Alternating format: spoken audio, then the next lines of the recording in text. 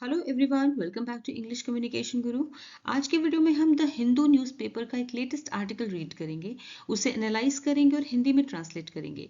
Article की headline है AR Rahman wife Saira Bano announce separation after 29 years of marriage.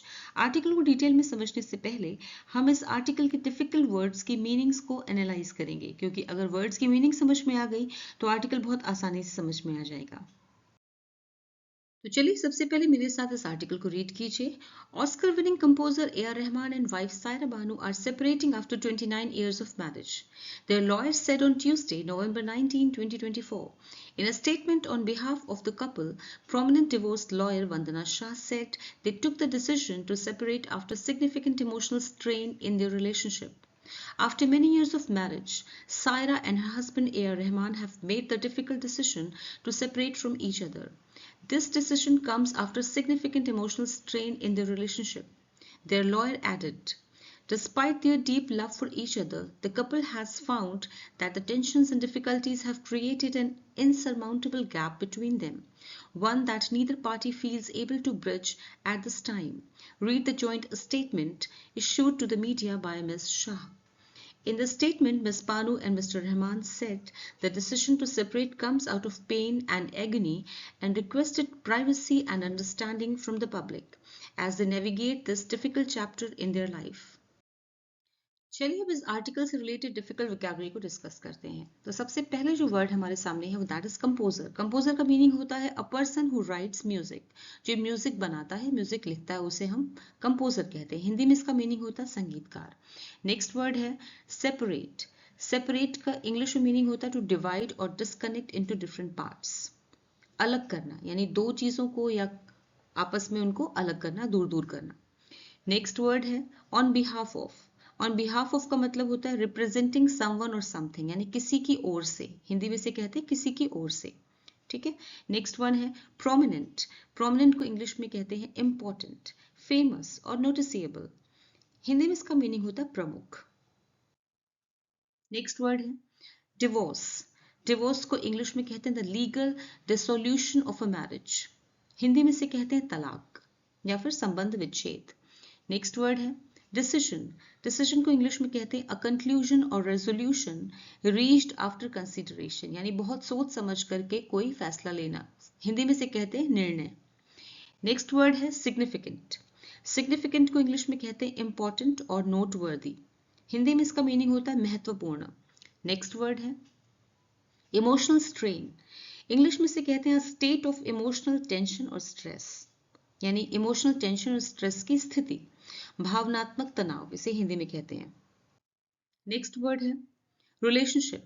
English में इसका मीनिंग है the way in which to और मोर पीपल और थिंग्स आर कनेक्टेड। हिंदी में से कहते हैं संबंध। नेक्स्ट वर्ड है इनसरमाउंटेबल। इनसरमाउंटेबल को इंग्लिश में कहते हैं impossible to overcome.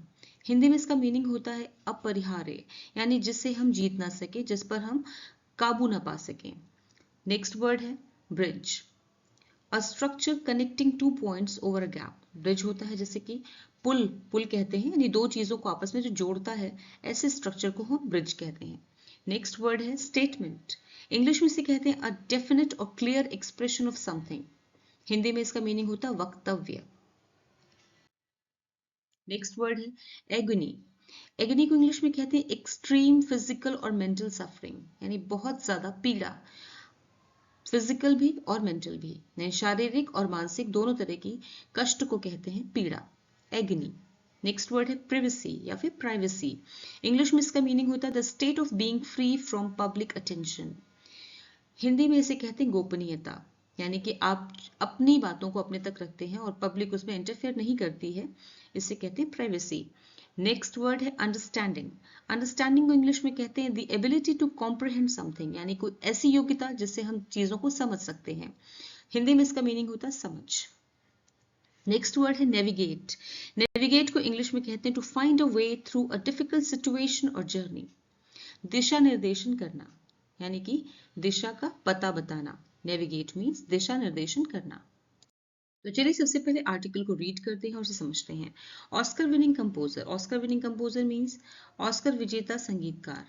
A R Rahman और उनकी पत्नी सायरा बानो आर सेपरेटिंग, अलग हो रहे हैं, आफ्टर 29 years ऑफ मैरिज, शादी के 29 सालों के बाद। शादी के 29 सालों के बाद ऑस्कर विजेता ए आर रहमान और उनकी पत्नी सायरा बानो अलग हो रहे हैं।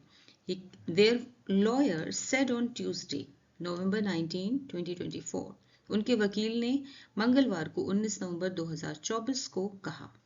Their lawyer, उनके वकील ने कहा। In a statement on behalf of the couple. In a statement means एक बयान में on behalf of the couple, जोड़े की ओर से दिए गए बयान में, on behalf of का मतलब होता है कि ओर से, जोड़े की ओर से दिए गए एक बयान में prominent divorce lawyer, प्रमुख तलाक वकील वंदना शाह ने कहा, they took the decision, उन्होंने ये डिसीजन लिया है, टू सेपरेट, अलग होने का, दे टुक द डिसीजन, उन्होंने ये निर्णय लिया है, ये फैसला किया है, टू सेपरेट, अलग होने का, आफ्टर सिग्निफिकेंट इमोशनल स्ट्रेन, महत्वपूर्ण भावनात्मक तनाव के बाद।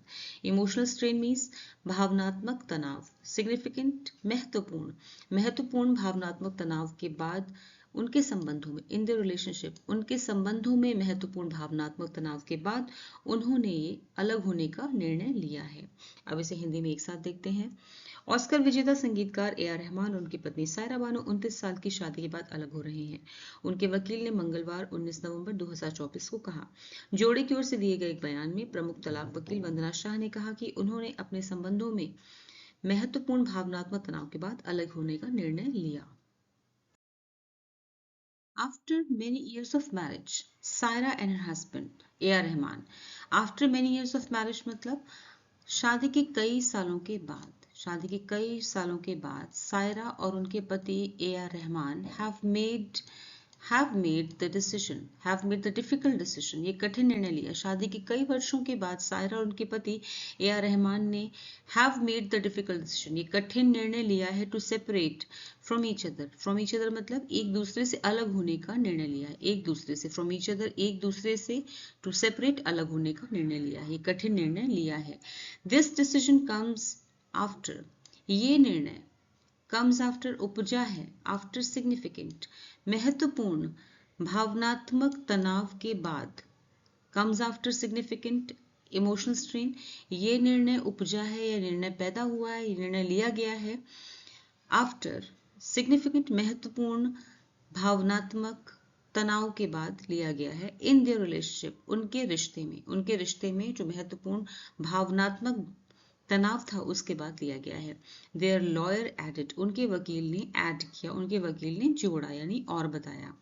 Despite their deep love, despite means के बावजूद, their deep love उनके गहरे प्यार के बावजूद, for each other एक दूसरे के प्रति, उनके एक दूसरे के प्रति गहरे प्यार के बावजूद, the couple has found जोड़े ने पाया है, कपल ने पाया है, that the tensions कि ये तनाव और and difficulties और ये कठिनाइयाँ, ये तनाव और difficulties जो हैं, ये तनाव और कठिनाइयों ने have create किया है, पैदा किया है an insurmountable gap, एक कभी ना भरने वाला gap, अंतर, gap means अंतर, insurmountable means कभी ना भरने वाला, कभी ना भरा जा सकने वाला gap या अंतर पैदा किया है between them, उन दोनों के बीच में।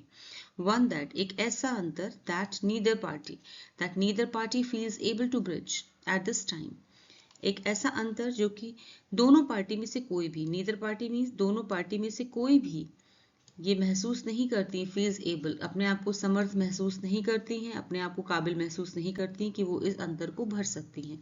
To bridge at this time, इस समय दोनों पार्टी में से कोई भी इस अंतर को, इस गैप को भर पाने में अपने आप को काबिल या समर्थ महसूस नहीं करती हैं।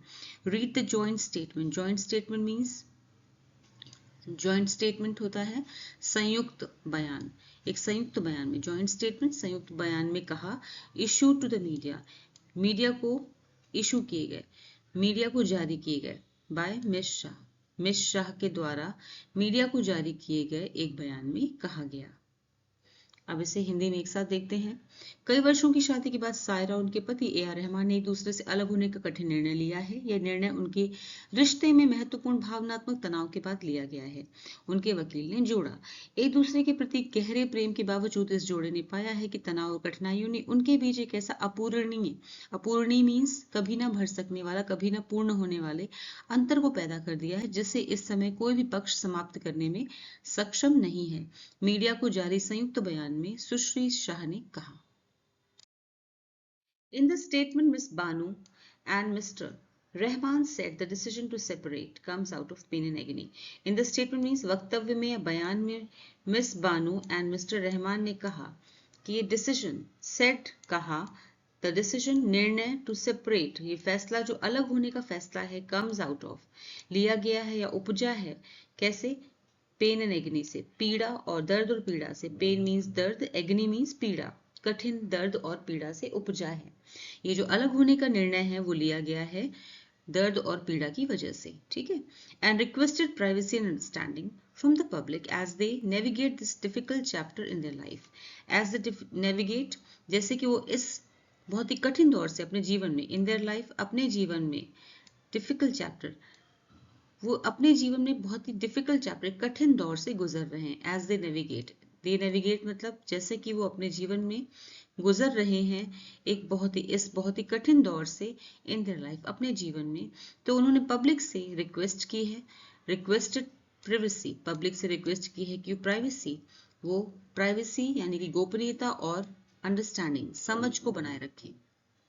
उन्होंने रिक्वेस्ट की पब्लिक से कि वो गोपनीयता और समझ को बनाए रखें। इसे एक साथ हिंदी में देखते हैं। वक्तव्य में सुश्री बानू और श्री रहमान ने कहा कि अलग होने का निर्णय दर्द और पीड़ा से उपजा है। उन्होंने जनता से इस कठिन दौर से गुजरने के दौरान गोपनीयता और समझ की अपील की है, ठीक है।